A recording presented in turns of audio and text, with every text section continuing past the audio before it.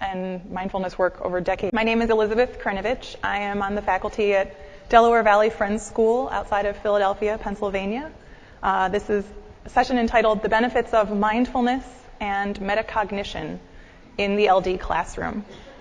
And I think I'd like to start this morning by the way we start a lot of our classes using mindfulness, by inviting you to sit up straight. It's been a long, very busy conference. This is the end of the session. We're getting to the close. So I invite you to put both feet on the floor, sit up so that your back is either away from the chair or comfortably, evenly making contact with the chair. Let your eyes close if you'd like. And just focus for a few moments on the sound of the bowl that I'm going to ring. Just noticing that sound until it fades away. And just focusing on breathing.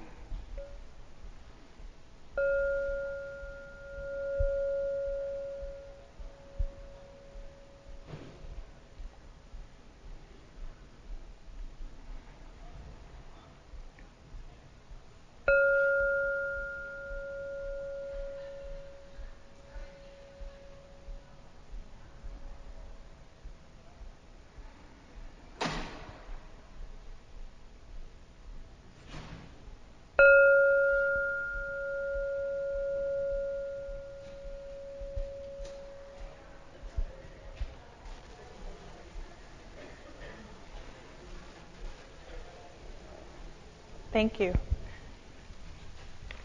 So what I'd like to talk today about is, first of all, what is mindfulness? Mindfulness is a word that we hear very often in popular culture lately, in business news and education news, the use of mindfulness as a stress management tool, stress reduction. The word itself has Buddhist roots. It comes from a Pali word meaning awareness, the word sati. But really, for a simple definition, mindfulness refers to living fully with awareness in the present moment, with intention and without judgment, paying calm and non-judgmental awareness to what is happening right now. Often, this is used, a tool to help this happen is paying attention to breath, and this focus in the present moment allows for the acknowledgement and then the immediate release of thoughts, emotions, and sensations as they arise. This non-attachment to what is happening in the environment, allowing you to stay focused and calm and centered in what's happening in the present moment. I find I've been a teacher at DVFS. I've been there for about 12 years now, and in my work with students in the classroom, especially all of our kids, we're at a school, 100% of our students have learning disabilities.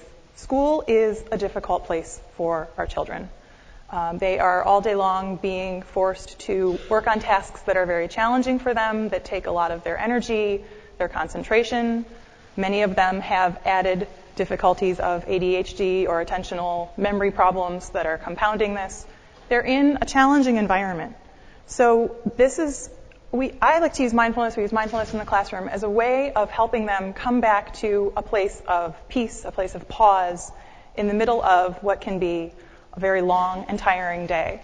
Much like for us over the last several days here at this conference, our minds are very full of the information we've been getting. Sometimes you just need to take a moment to let it all assimilate and check back in so that you can be present for what is happening next, to make meaningful connections with what is happening in the classroom, in conversations, in your life.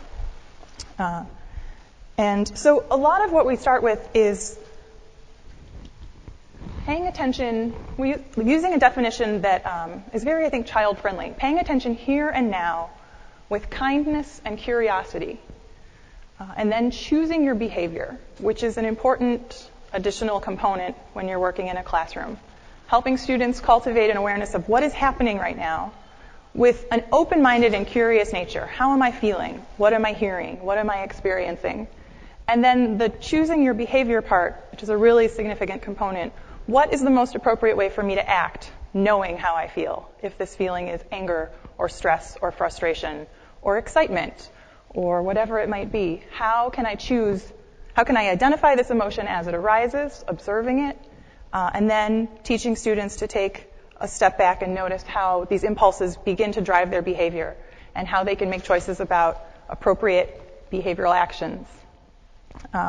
It really does help students cultivate an awareness of what's going on in the classroom environment as well as their own experience.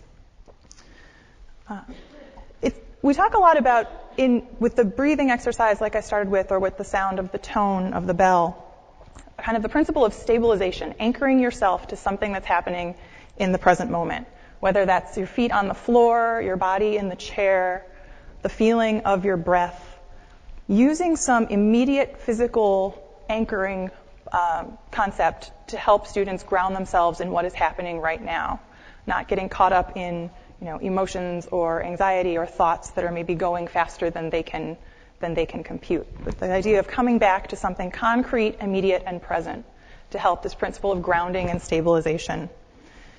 It gives a sense, it starts to cultivate a sense of being present and aware and at ease in your own body, which then creates a little more of a relaxed response, a little more receptive to what your body feels like in this place and what is happening in this place.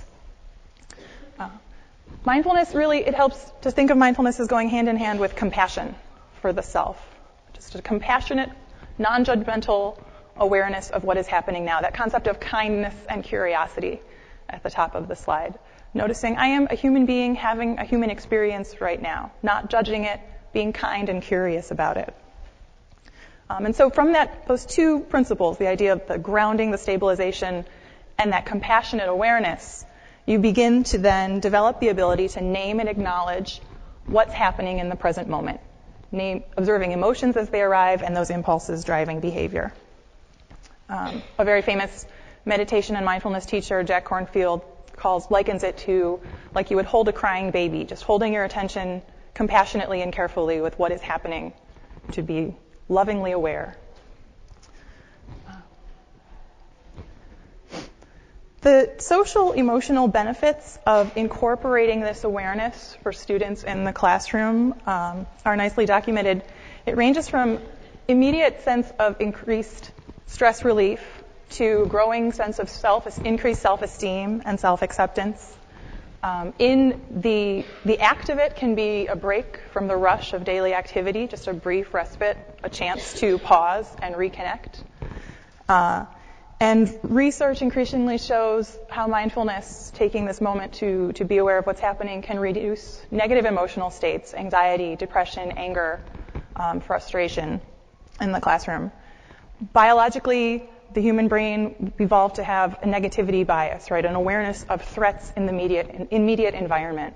And so we are hyper-attuned to things that are perceived as threatening, which in the modern world involve the low-level stress responses that are around us all the time, given the pace of daily lives. And this is true for children. This is true for adults. This is part of the nature of modern society. So, the early human brains, which were alert to physical danger in the immediate environment, that stress response was activated. But the brain tunes into the negativity bias. Simply noticing those negative emotions as they arise can be enough to take a step back. And I'm going to go into a couple things we talked to students about in a few slides. Just helping them realize that this is happening in the brain, becoming aware of it, can actually put a pause on that response, slow it down. And then choosing to focus attention on something more positive or even neutral, if anyone is feeling negative emotional state, can then open up that capacity in the brain for positive awareness, for creativity, for growth, for relaxation, deactivating a stress response and bringing people back to a more receptive and open place where you can plan meaningful action. And so then this can help. Linda Lantieri is a psychologist and school psychologist working in social-emotional learning. And she notes that the mindfulness helps cultivate a sense of peace and calm from which students can approach learning or any situation then with more ease, receptiveness, and openness. I'm going to flip ahead for 1 second and show you a brief video of students using mindfulness in the classroom. I hope. When you say you don't want to play with me, I get really mad when my brother hits me a lot. I don't like say you don't want to play with me? When I'm mad, my brain can get a headache and it can start hurting. Your blood keeps pumping because you're like really mad. And you start to get sweaty because you're getting really, really mad. And then when you start getting really mad, you turn red. When your body can't really control yourself, mad just takes over your body. You just get out of control. It's kind of like if you had a jar, and then the jar would be your brain, and then you put glitter in the jar, and that would be how you feel. If you shook up the jar and the glitter went everywhere, that would be how your mind looks. And it's like spinning around, and then you don't have any time to think. And you sometimes punch stuff and people when you don't really mean it. When I get angry, I feel it in my heart. I really don't like when I get angry. The amygdala really reacts, but the prefrontal cortex tries to keep it down. When I feel like I want to, get really angry and yell, I just sometimes, Take deep breath.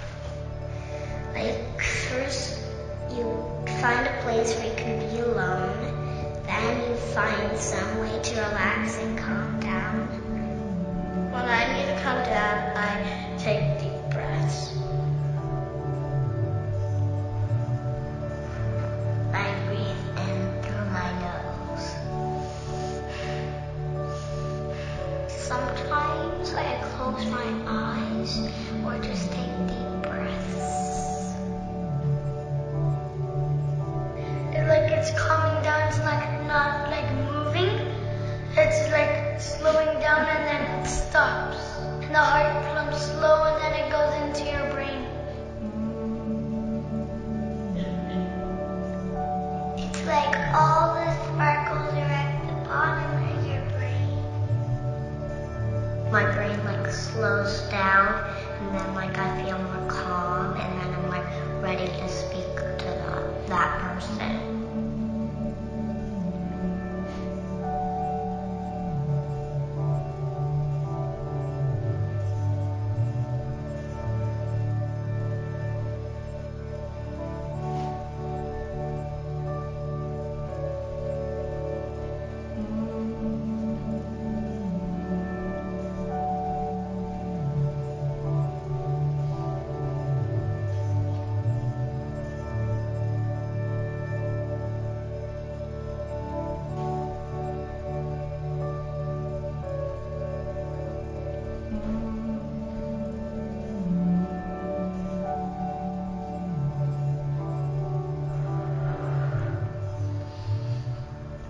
So that's a brief video, a lovely, lovely little video put out by an organization called Mindful Schools. They have a listserv and a website that are very useful, and you can follow them for information and articles and research.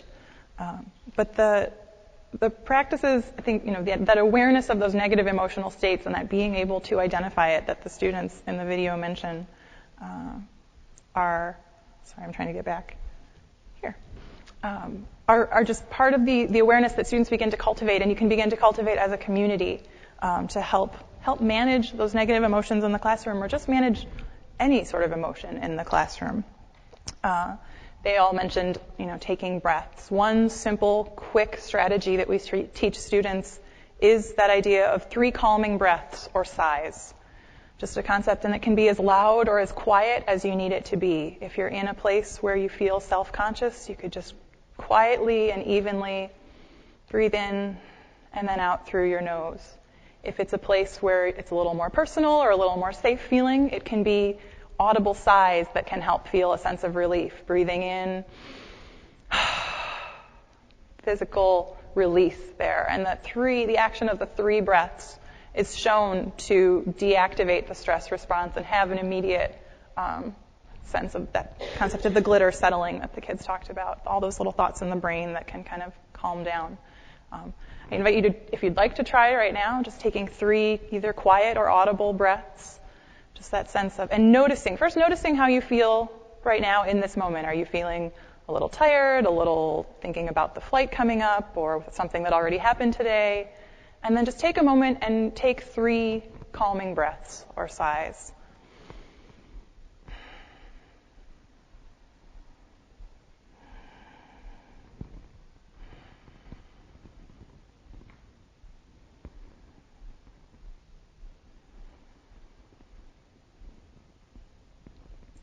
And then simply noticing how you feel after completing that, if your body feels a little quieter. We are a school for students through grades 5 through 12, so with younger middle school students and actually then the older students again, it becomes a little easier to talk about the physical awarenesses in the body. I find students in those middle ages, late middle school and early high school, are almost a little too self-conscious to get into that point. But the younger kids and the seniors especially really tune in to that sense of how they feel before and that immediate response that they can identify. So then after, wrong way. So after tuning in then to cultivating that sense of peace and ease, you can start to talk about how to replace those negative emotional states with a positive and centered approach. For students, of course, for whom self-esteem and self-concept have been maybe damaged by struggles academically their whole school career, this can be a really important and validating exercise that helps them feel safer in the classroom, that helps them feel more receptive to learning. So using positive goodwill practice, or also called loving kindness practice in some meditation traditions, can be a really powerful way to help students after they've gotten used to identifying a negative emotional response and starting to calm themselves down, reprogramming the brain, making them more receptive to positive interactions and positive learning outcomes in the classroom. Simple, easy phrases to repeat can involve once maybe closing the eyes and thinking, may I be well, may I be peaceful or strong and confident, may I be at ease, may I be happy. Loving kindness meditation is a really powerful and goodwill meditation experience that people can do for any length of time. It can be just a few moments, a few breaths directed at the self, but sometimes that feels very difficult, and it's a difficult place to start. And so starting with concept of thinking of someone who loves you and feeling their love towards you first, or someone you love very much, can help make that more accessible. But especially with the younger students, the middle school students, we focus on that sense of kindness, contributing that sense of kindness to self and then working outward towards others, building empathy, thinking about how our emotions interact with our behavior and how that's true for other people. And just recognizing emotions without responding them, but then also trying to treat your own reactions and those of others with empathy and kindness. I had one 6th grade student a couple years ago, and I heard this later on from his mother. I taught both him and his older brother for a few years. And I should say, for a few years, we ran what we called a mindfulness lab with our middle school students. We would meet 2 days a week, usually in the afternoon, for about 30 or 40 minutes, and work on having a break in the middle of the school day. It was Tuesdays and Thursdays, so kind of midweek times, where students could work on just finding a place to release and manage emotions and process these things. And we built it from a couple different curriculum. There are many great curricula for mindfulness in schools out there, and I found that it was helpful to adapt them. I listed them in the resources in the back, but A Still Quiet Place by Amy Saltzman and Learning to Breathe by Patricia Broderick. Those are 2 that were really useful in shaping our mindfulness courses with students, talking about activities and as well as journaling exercises, listening exercises, relaxation. But really starting from this grounding of building that sense of self-awareness and compassion. And so I had a student, as I was starting to say, his mother came back to me and said that it was one evening where they were having a particularly hectic night. Things were running late. She had forgotten something that needed to be done for the next day and was grumbling about something, getting ready for dinner. And the 6th grade son came up to her and just said, "Mom, my mindfulness teacher said you have to be kind to yourself." Just really, and we were both so happy because he was a student who really is very dyslexic, a lot of self-esteem issues, and really struggled in the classroom and had a really low level of engagement up until then. So just that sense that it was sinking in and he was relating it to someone else just was a really wonderful thing a wonderful thing to know. But so in the classes with the middle school students, we teach the basic brain terminology, like the students in the video just mentioned, that sense of identifying that there are parts of your brain that are responsible for how you are feeling and what you're reacting to. In a very basic sense, and on the following slide, couldn't fit this all. This is taken from the Mind Up curriculum, another one that's published by the Hahn Foundation. Lots of short little activities that tie into different curricula, different content area topics. But so using some sort of brain diagram to show the students that there are really three main areas that we're talking about in the brain from a emotional activation standpoint in this very simple, 5th and 6th grade sense. The prefrontal cortex, which is the decision-making and the thinking part of your brain. The amygdala in the center, it's the purplish dots in the middle, which is the emotional and reaction center. And then the hippocampus down in the back, low, deep in the brain, that is related to memory and activating a memory response. One thing that is a really hands-on way to do it is using this for kids, and they like this one to get a sense of it. If you take your two fists and put them together so that your thumbs are facing you, this is your brain. This can be the two hemispheres of your brain, your left and your right hand. Your thumbs would be your prefrontal cortex. This would be where your thinking and your decision-making is going on. Where your index or your pointer fingers come together, index fingers come together, would be the amygdala, that emotional and reaction space. And where your middle fingers come together, you could get a sense that's where the hippocampus might be. And you just get a sense that these three things are in line in the brain.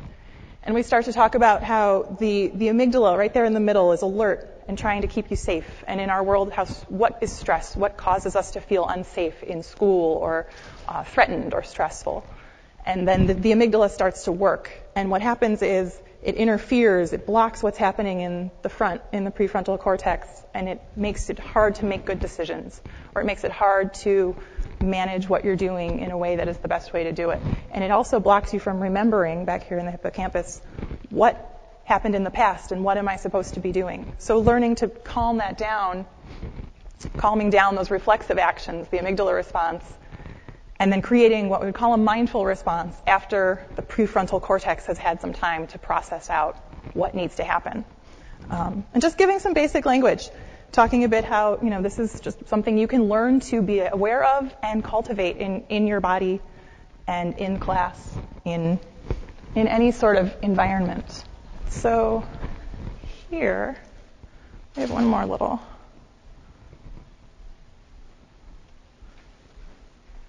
Just a concept of kids using it in the classroom. Mindfulness is about calming yourself down.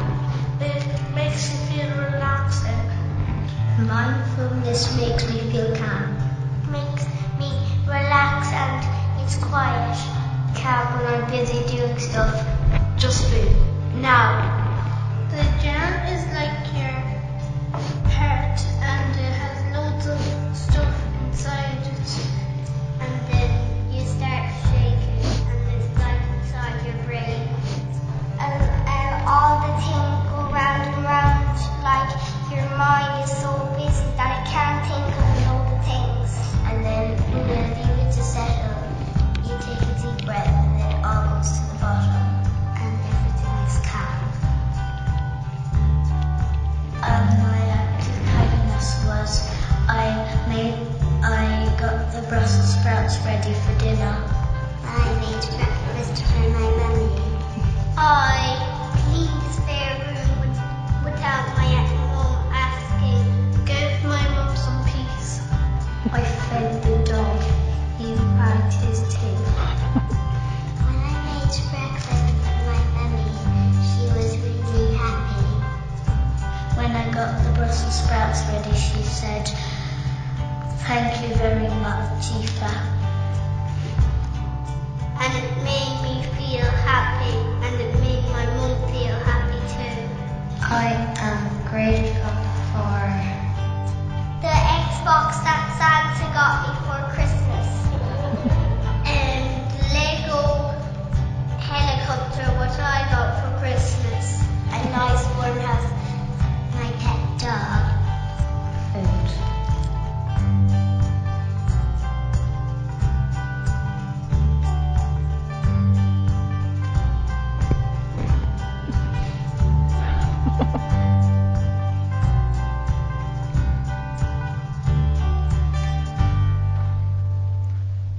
have a feeling that was filmed in January, very soon after returning to school for Christmas. And that's an organization out of Ireland, also another online resource you could take a look at. It's based in the UK. But so just talking about kids, thinking about those responses, cultivating those positive emotions and that empathy. And then as students get older, or, depending on the group and the ability of the students, you can start to talk about the physical and intellectual and measurable benefits of mindfulness. There are a lot of studies done showing then how this deactivation of the stress response decreases the heart rate. There are actual physiological changes in the body. Blood pressure goes down, breathing rate slows naturally, and muscular tension is released.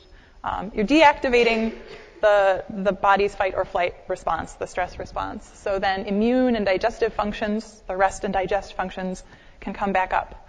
And then there's interesting studies being done that show then that this is related to improved executive function, the ability to the management of working memory and the planning and organizational capacities in the brain are reawakened, are strengthened after diminishing that stress activation response. And then out of UCLA, there have been a couple studies recently showing that then the attentional capacities of the brain are in fact heightened, which when we're working with students with attentional and memory issues, and students for whom school is a very stressful environment, or the school day or a reading task can become a very stressful thing, stop and think about this is then going to diminish the working memory and attention stores that they might already be working with a lower baseline than you would want.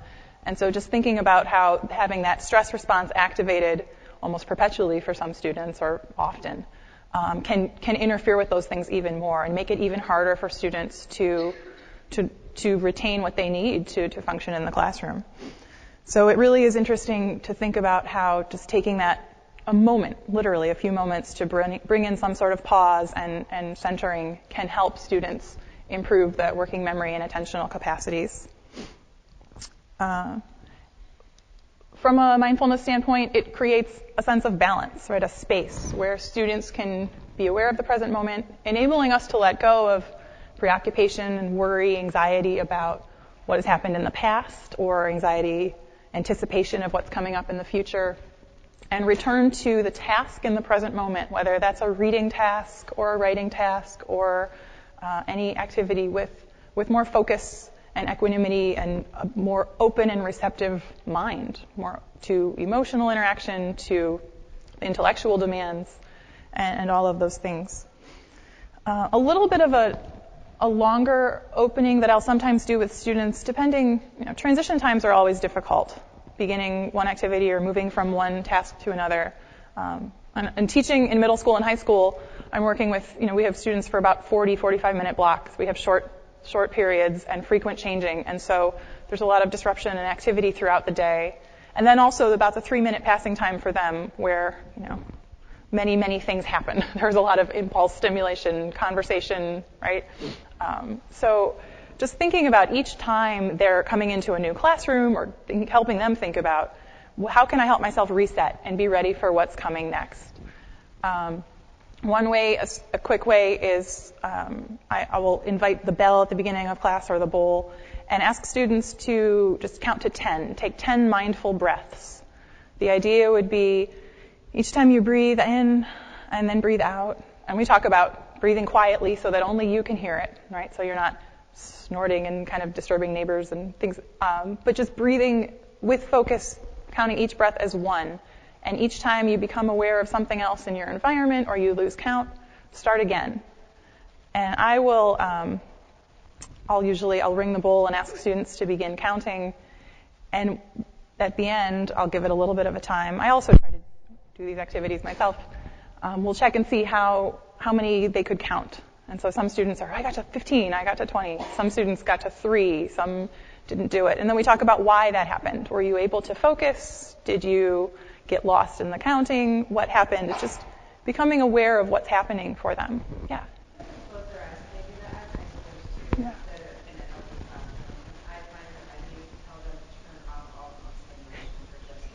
Yeah. I start my classes with 30 seconds of their heads on their desk, and then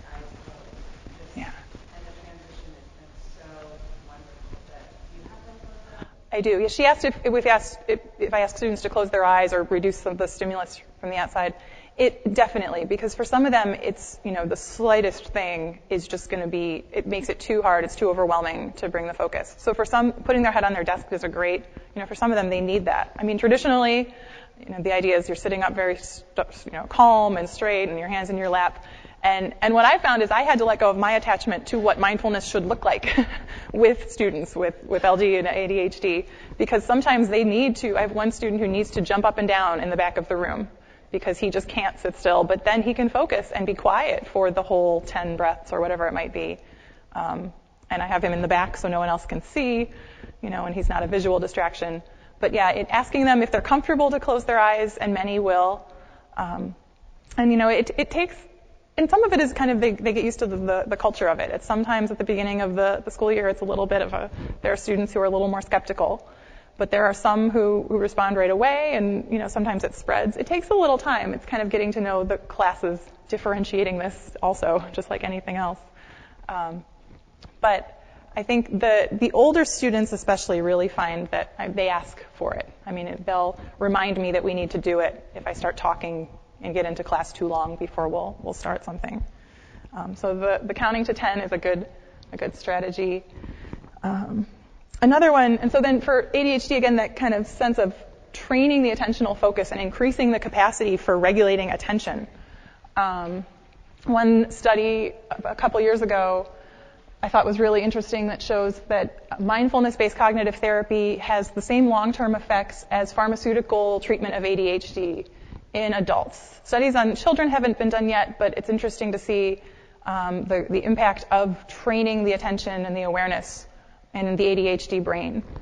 There's also, research showing that after a couple years, the benefits of medication for ADHD tend to level off or even diminish, whereas the changes that are made in the brain by tuning into this, attentional, rewiring the attentional capacities of the brain, maintain. That stays there, which I think is interesting. And I talk to older students about that. As you're going through your life and how are you going to manage your emotions and manage ADHD and yourself in college or in the workplace, think about strategies that you can use to help yourself, not just right here in this English class, but, next year and in 5 years and wherever you might go.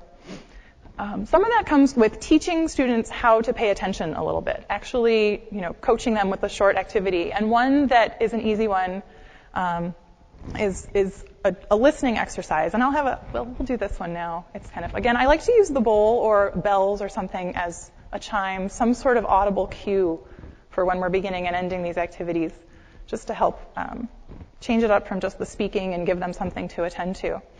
So I'm going to ring the bowl and instruct you to listen to a few different things. So we'll just take a moment, and if you'd like, you can sit up straight with your eyes closed or any way that feels comfortable. But as you listen to the sound of the bowl fade away, try and see what you can hear that it is as far outside this room as possible. What is the farthest sound that you can hear?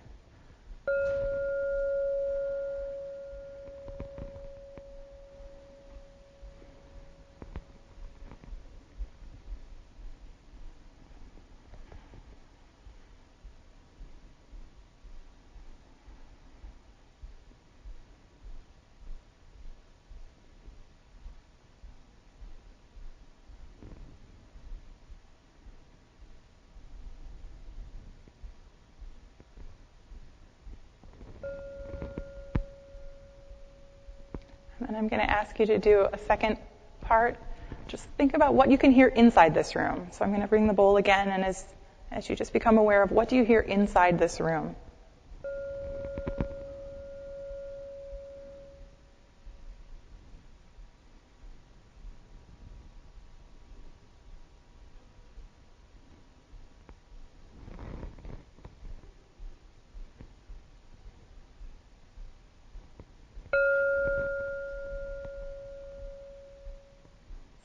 And then finally, I'm going to ring it one final time and just think about what can you hear inside yourself.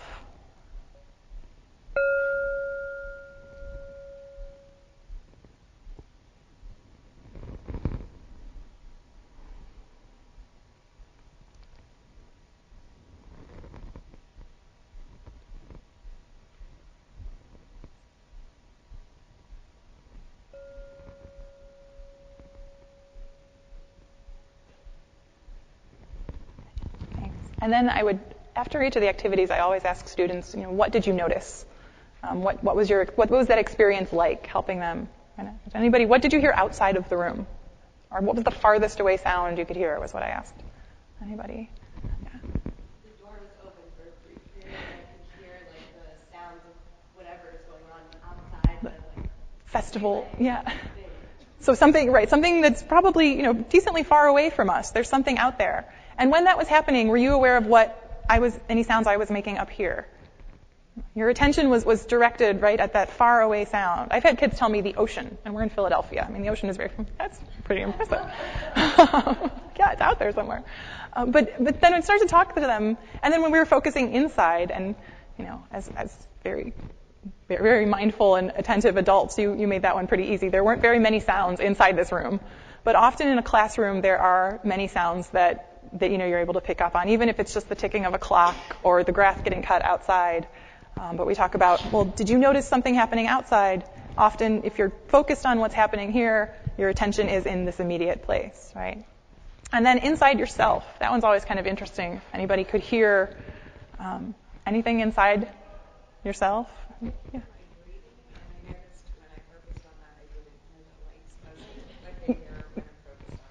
Yes, that was great. She said she could hear her breathing, and so she couldn't hear the lights buzzing, which she did hear when she was focused on listening in the room. And so then we talk about, that's great. Breathing is a one, that you can usually, is a good one, or sometimes stomach's rumbling or something.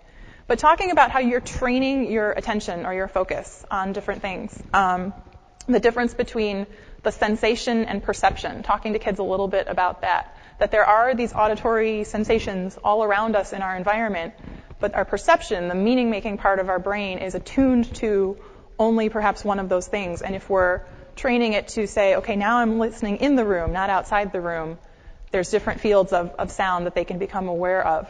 And so using a small, activity like that, talking about sound, but then pulling it outward a little bit and telling them, this is what you can do with your attention. You can train it to come to one thing.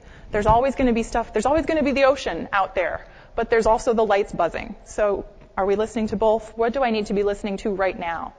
What is my teacher saying, or what is my classmate saying? Is that the choice going back to that definition or the part of the definition, choosing your behavior? Should I, choose to prioritize this as something that I am attending to right now? And telling them that we can strengthen the capacity to do that in the brain by that awareness. Since this begins to focus on this ability to control attention and reducing those automatic impulses to outside behavior, it can start to have a behavioral impact on students with ADHD. I will say this is not a quick process, and this is something I think with the younger students, it's really what I've found is just about building the awareness that you can have that change of focus. I found that from a metacognitive point of view, it really is the high school students that have a little more of a sense of directing and controlling attention and focus in that way. But that's not to say, like the students and little kids in the video were saying too, there is, students observe the changes in themselves and noticing when they should be changing their behavior or paying attention to their behavior. So you can begin to cultivate it with younger students, and then I think just build it as you work with students older.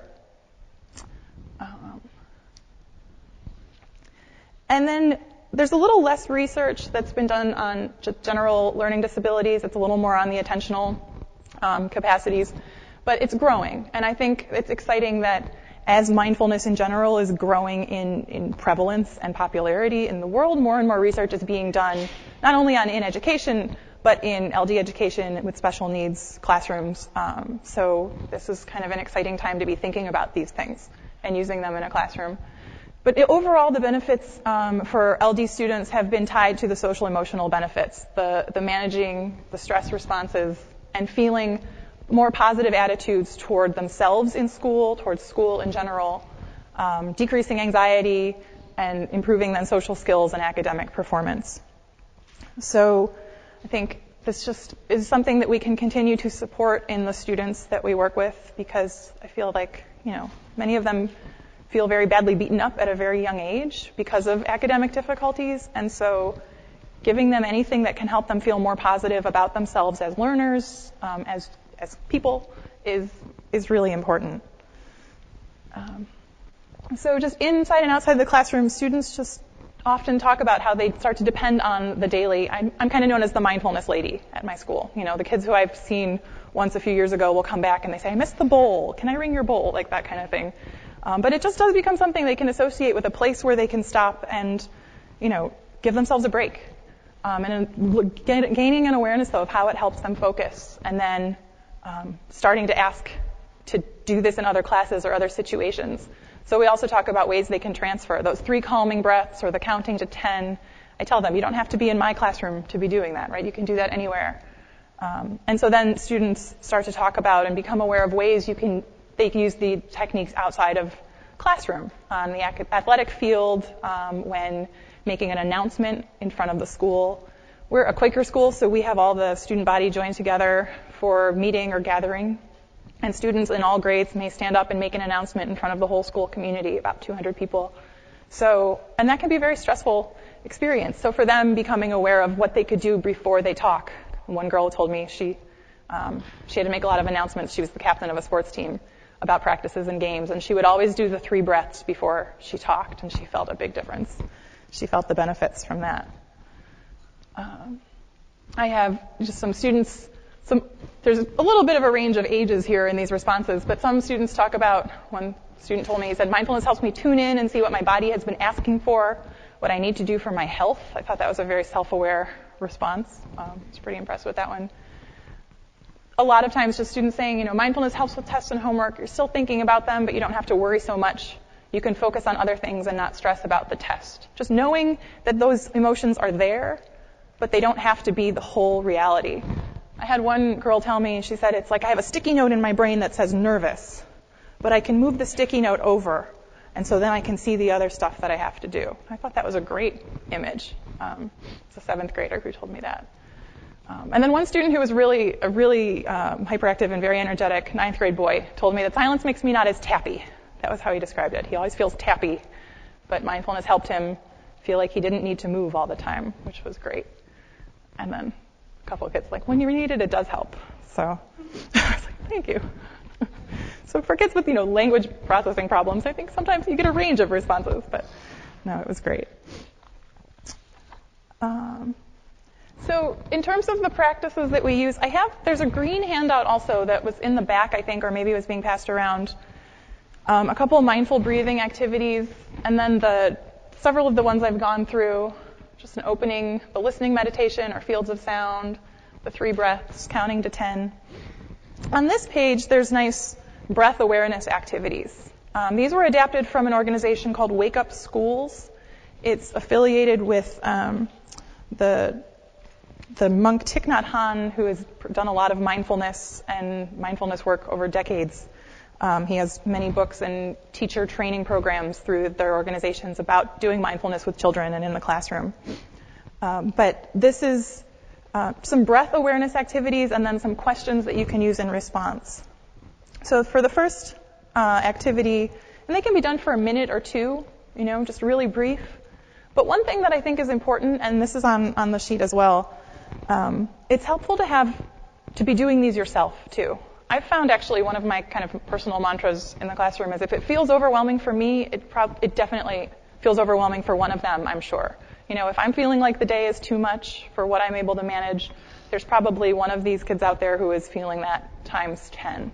And so if I feel like I need to stop and do one of these breath awareness activities, I will just invite the whole class to do it. And I feel like it'll bring energy back, bring focus back, and attention. So the first one, and I don't have these on slides, but again, it's on the green handout. A physical breath awareness, bringing you to the present moment. You could put your finger under their nose. So again, this is where often I find that younger kids and older kids, it works better. And sometimes in the middle, you have to help them become comfortable with it. But just placing your finger under your nose, notice what you feel. Observe your in-breath and your out-breath.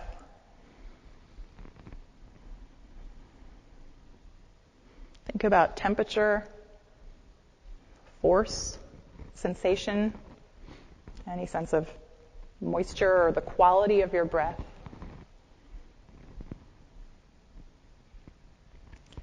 And then after doing that for a few minutes, just asking some questions, just open-ended, non-judgmental questions. What did you notice about your breath? What did you notice about the difference between the in-breath and the out-breath? Anybody? Did you notice anything? Temperature difference. She said when you inhale it's cold and when you exhale it's warm. Noticing that. This is something that is happening literally every moment of our lives, right? And it's just something we're not really paying attention to.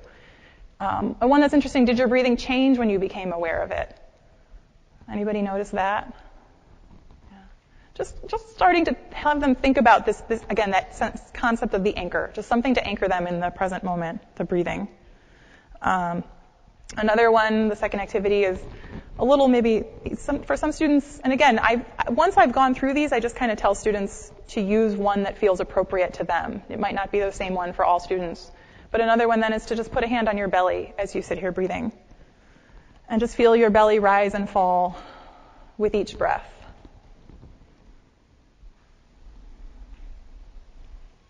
See if you can really notice where in your body you feel the sensation of breathing. What does breathing in feel like? What does breathing out feel like?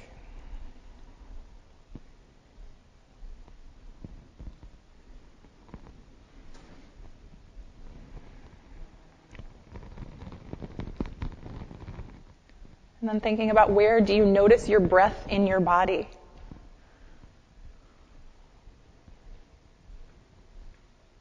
How does the rest of your body feel while you're noticing the breath in your body?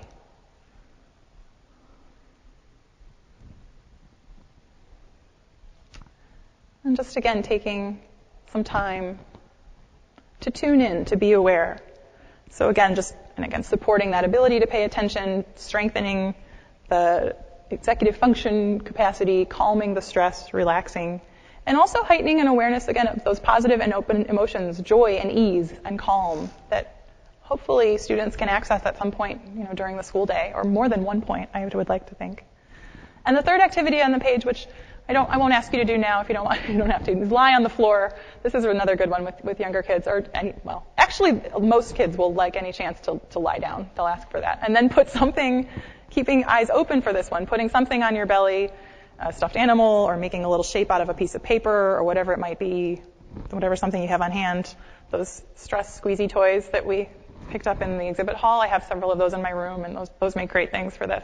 But then just watching the object move as you breathe. So that's a little more of a visual awareness in that one, but that can be really useful for some students as well.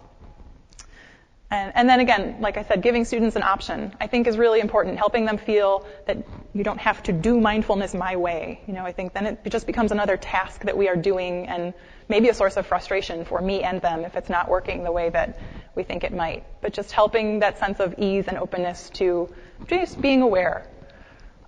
With students who have trouble with the staying still part, you can coordinate breathing with movement, breathing in, stretching arms up overhead, breathing out and down, or something similar to that, or up in front if you don't have that space, breathing in and breathing out, lowering down. And then paying attention to how does this feel in this moment? Does this change the way you breathe if you become aware of it? Then beginning to help students, I know we're getting close to the end on time, but there are some then activities I like to do with students to help building the senses of empathy and kindness that we're trying to cultivate with this awareness. And think about how we interact with others. Often we talk with students about when we're listening, we're very often in the habit of being poor listeners. We're either focused on what we're going to say in response or something else entirely and not really attending to the person in front of us and what that person is saying.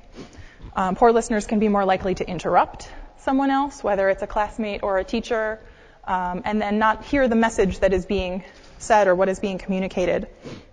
So trying to build empathy and listening skills with a couple exercises. One thing that there's a game of 3 questions that you could play with students. And actually, I think maybe if you'd like, we could take a minute and we'll take literally 1 minute and I'll ring the bowl. Pair up with someone nearby if you can, and just see if you can take the time to listen to the person, your conversation partner, talking about what do we have in common.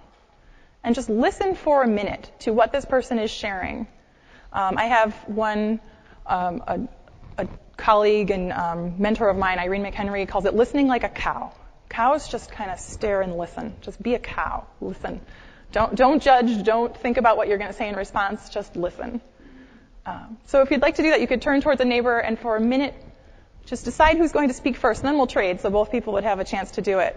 But take a minute and listen like a cow to what you think your partner is, or what your partner thinks you have in common, if you'd like. You can begin.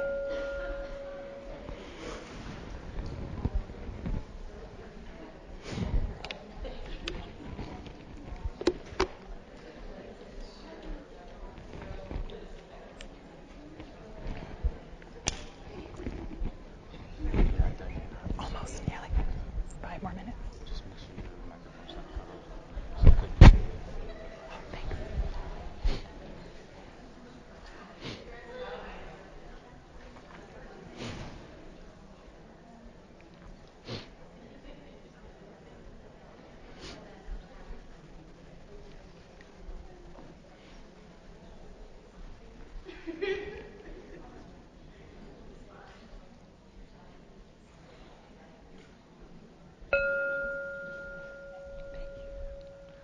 So that was 1 minute, and now we can take another minute and we can trade. I know, sorry to cut people off in the middle of something, but you can do this for longer, sometimes, 2 minutes or 6 minutes if you're really thinking of a deep thing to listen to, and you have a lot of time. But we'll switch, and so now I'll ring the bowl again, and for another minute, the other person can trade. And what do we have in common? Think about your answer to that.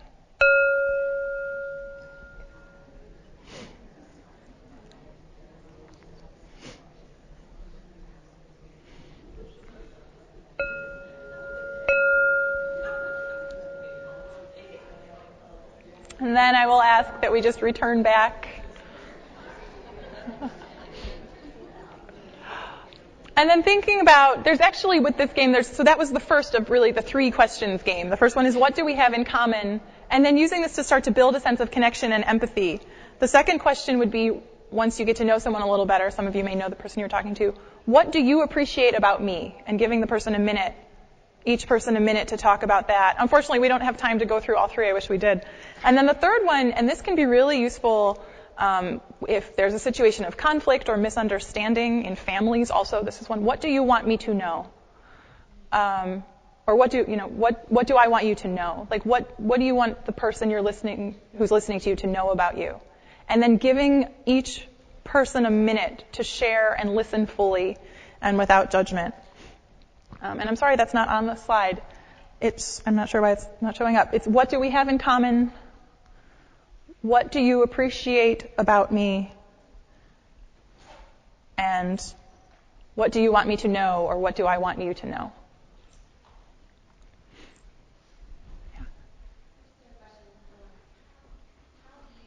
Yeah, the visual image for kids who feel like there are too many thoughts in their mind or too many impulses that they want to attend to. The concept of the clouds passing through the sky and thinking of yourself as just looking at the sky and letting the clouds go through. That was one that she mentioned she uses. Or I've used like leaves on a stream that are just floating past on a river. You can take you could even have a picture of a river and put some leaves on it and let it go.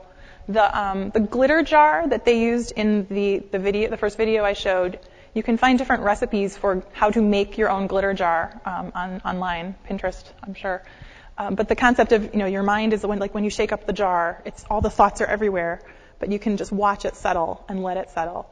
And actually for some students, having the physical jar can be really, really helpful. Like actually shaking it up when they're feeling it and then just watching it settle can be a reminder of letting those things come to a balance.